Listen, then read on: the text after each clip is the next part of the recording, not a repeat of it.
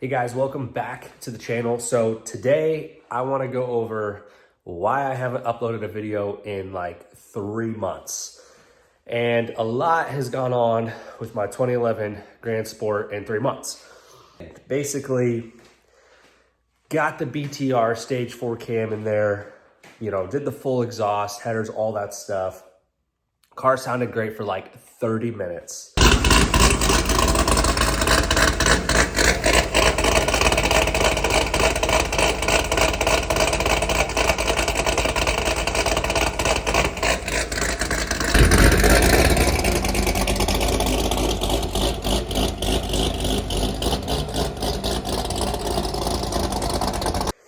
And as I was exiting the highway, now granted, I'm on a base tune, so I wasn't doing anything ridiculous, right? Just actually staying under 2,000 RPM. It was kind of making like a tick noise as if it was like a really loud lifter tick. Maybe just like the valve train wasn't oiled. So didn't know what was going on there. As I exited the highway, boom, motor goes. I am not going anywhere. So when I say blew up, this is what ended up happening, because I know you guys will be like, what happened? Did you install the cam wrong? Did you what? The timing was off on one tooth, okay? I had a buddy over here. We made sure that thing was timed up perfectly. We had the front piston on the driver's side, top dead center, the dot to dot, like everything was timed. We don't know if the chain skipped a tooth. It was a brand new chain, brand new sprocket. Not really sure. Obviously, we opened it up and saw that the tooth was off one. So not entirely sure what happened there, but that is definitely the reason why it decided to go bye-bye. This is what happened here. I'll save these pieces as a memory. Okay, so check this out. There's my spark plug. There's the top of the valve. And there's the snapped in half valve. So if you can imagine, I'll post some pictures.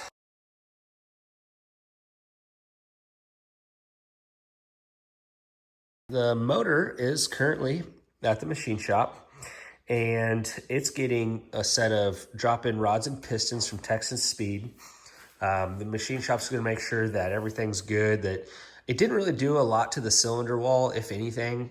They're just going to, hone it, if anything, and make sure everything's safe to put back in and that there's no internal damage. I think everything was fine. The crank, the cam, I think everything was fine. But in the meantime, I've just been ordering all new parts, or, I mean, at least... Because here's the deal, I'm upgrading a lot of things and keeping what I wanted to keep. So, on the training kit, we're going to keep the Chi kit here. With the BTR valve covers, I had that on my last event, and I absolutely love them. This is just all the gaskets of, had to get new oil cooler hoses because I was a dummy, and when I pulled the motor, I didn't disconnect this part, so I bent the last one's pretty bad. But car parts, lots of gaskets, lots of new things. Got parts down here, everything. This whole garage is full of parts. We're gonna rock the BTR Trinity again. I really wanted to go Holley High Ram because I think it would just look so good sticking out of the hood of that beautiful Inferno Orange. But the wife thinks it looks stupid. She said that she would refuse to ride in the car because she just can't stand the thought of a tube sticking out of the car, which is so ridiculous. But we're gonna go BTR Trinity. Happy wife, happy life. Got some super sick LS3 Growler heads from Texas Speed, so I am excited to have those on. There's the BTR fuel rail. There's the front bumper sitting right there. The only thing I might do to this is change the carbon fiber lip. Gosh, it's just so one of those things. It's like every time you hit something, there's $400. I just don't know. We'll see what I end up doing. I am super excited to show you guys what I am doing with my SP2 bead locks. Well, first off, you can see that the bead lock is gone. So stay tuned for what that is going to look like. And second, these ET Street Rs, they're a sweet tire. I mean, we all know that they're A, they're pricey, and B, they're just, I mean, that's max effort grip, 325, 3518. The thing about these tires is it's a little overkill for my build at the moment. It's a tiny bit thinner sidewall than I want.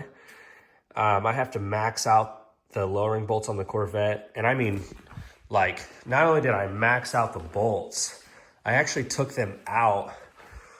And you guys probably will not be able to see in here, but I took them out and then cut off the rubber just to even lower them out because I wanted the perfect fitment on there. So we got new meats for it. These are 345, 35, 18 ET Street SS, which will have a thicker sidewall, and it's still an aggressive tire, but it's not straight kind of radial like that. So those will be going on next week when I get the bead lock back. Again, more stuff for the vet. So you can see the brakes are off on both sides. So I am actually super excited. I am paint matching the brakes Inferno Orange. So we'll see what it looks like with the SP2 wheels and the paint matched Inferno Orange brakes. I think that's gonna look super good. Guys, I don't even know where to begin because there's just so many parts coming for this. Got the monster triple disc on the way.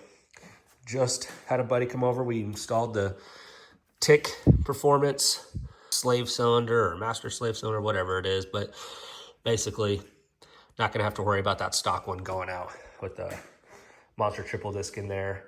I did the Haltech. So I did Nick Williams 103. Obviously, had to go black. So the way this car is going to be in this engine bay is going to be just murdered out. Like, I cannot wait to show you guys. I have this vision in my head. I kind of had it on my last car, but this one, with everything being out, we're going to do it proper, paint everything I possibly can. I'm hoping to have this car running in like 2 months. Obviously, the longest part at this point is waiting on the machine shop to get the short block done. So once that's done, we can start rebuilding. And in the meantime, all the parts are coming in. But yeah, we're going to do murdered out, kind of everything black in here. Haltech 108 Beehive is coming in, so it'll pair up perfectly with that Nick Williams 103. And guys, like, I really wanted to build this car. Like, I was thinking about just having it down for the entire season, getting the ANA kit, and it was just bothering me that thinking about just this sitting for an entire season. I know some of you guys are patient, but I am very impatient. So I was like, nope, we're just gonna go nasty NA build at the moment. Love it, enjoy it for the season. And then, you know, over the winter or spring, we'll throw in, I'm gonna get everything prepared as if it's gonna get boost right away. Cause on the ANA kits, luckily it's super simple to do all the things now and then have it prepared for the ANA kit so that when I go to install it, it's mostly just bolt-ons. And the ANA kit's a whole different discussion. That's a whole different rabbit hole I've been going down of. Do I just get a TI? Do I go to their stage 2 TI, which is what their JT kit is, you know, with the overdrive? So many things on that, but luckily I've got time to decide on that. But interior still looking clean. Not sure if I ever guys showed you, but the MGW race shifter, loving that. Probably wondering why is there a Bowflex weight sitting down there on my brake pedal, and that's so that the brake lines don't leak while the brakes are off. So fun fact, if you just keep the brakes compressed, you won't have brake fluid coming out of the lines. But we're gonna get this thing done as soon as the motor comes back from the machine shop. And I thought, you know what, let's take you guys along for the build. I obviously did a lot of work not filmed. I was thinking about filming everything, but honestly, taking it apart is probably the boring part for you guys. And so I was like, you know what? I will just have everything apart. And then as I start building it back together, try to film a lot of this stuff for you guys. Try to, you know, show you putting the BTR Trinity together, putting the heads on, you know, putting the fuel rails on, getting all the fittings for it. I'll try to take you guys through that whole process so you can see it look like this to what it's about to look like. I know I did a lot of talking there. I was just trying to catch you guys back up to speed because there's so much going on. I just am gonna try to film the stuff that I think would be entertaining to you guys or exciting. You know, I don't wanna bore you with, oh, this is how you take apart this is what you do. I'm gonna try to just speed things up, show you the cool stuff, show you the mods, show you what this thing's gonna look like with the wheel and tire setup, and then of course get some videos. Once the car is back together and we got the base tune on it, we'll take you to the dyno. We're gonna see if this thing dynos. My last Supersonic Blue Grand Sport with the same cam, the Trinity and E85 made 505 on a hub dyno. So I'm hoping, and that had the Veraram on there, just your basic bolt-on stuff for these LS3s.